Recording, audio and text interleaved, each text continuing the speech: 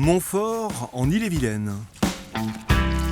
Ce matin-là, Cédric Joly est de retour là où il a grandi, appris à pagayer quand il avait 9 ans, là où sa belle histoire a commencé sur les bords du Meux.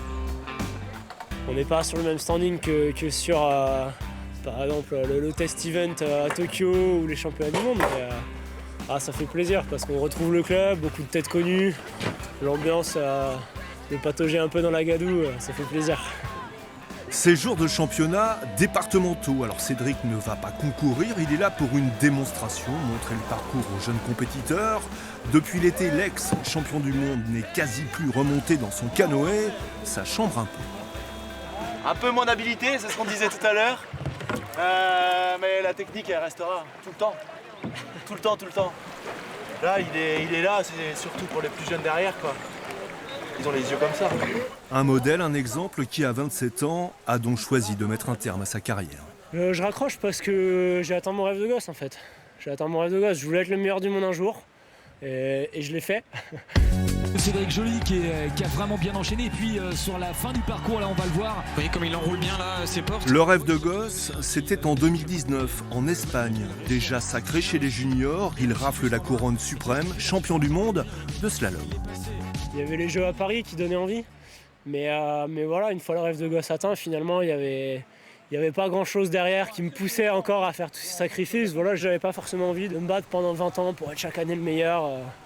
Moi, j'ai atteint mon rêve et j'ai d'autres objectifs dans la vie, donc je suis content d'aller chercher autre chose maintenant. Ouais.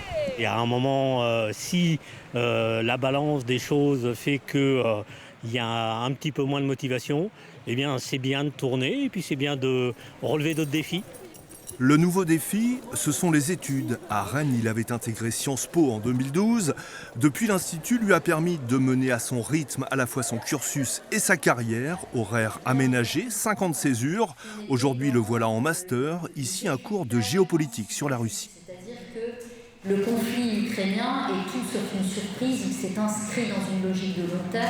L'état de la planète, son histoire, ses conflits, l'ancien champion s'y est toujours intéressé, même sur son canoë, même sur le toit du monde, il a gardé les pieds sur terre. J'ai eu des moments où, par exemple, en stage équipe de France en Australie, on était là-bas pendant à la fin des grands incendies, c'était en 2020 je crois, au tout début du Covid.